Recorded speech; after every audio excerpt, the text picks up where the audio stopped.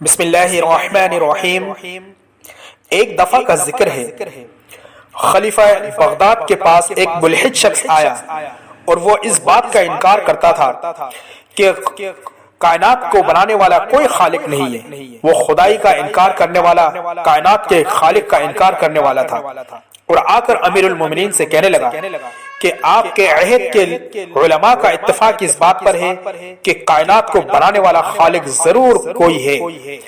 تو میں ان سے بحث کر کے اس بات کو ثابت کر دوں گا کہ کائنات کو بنانے والا کوئی نہیں ہے، بلکہ یہ پوری کائنات خود بخود آٹومیٹکلی یہ کائنات چل رہی ہے۔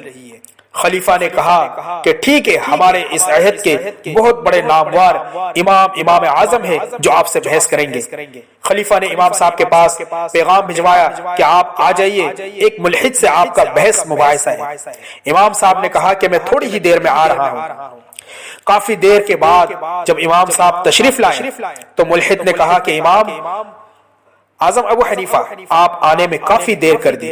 امام صاحب نے کہا کہ میرا گھر دریا دجلہ کے اس کنارے پہ ہے، آنے میں مجھے دیر لگی اس لیے کہ جب میں دجلہ کے پار آیا تو مجھے کوئی کشتی نظر نہیں آیا کہ جس سے میں جو ہے دریا کو پار کروں،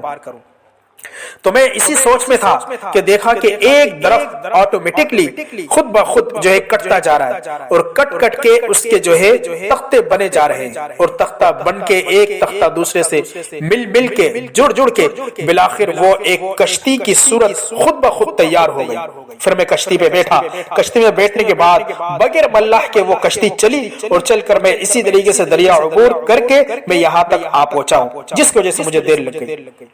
تو اس ملحد نے جو خدا کا انکار کرنے والا تھا،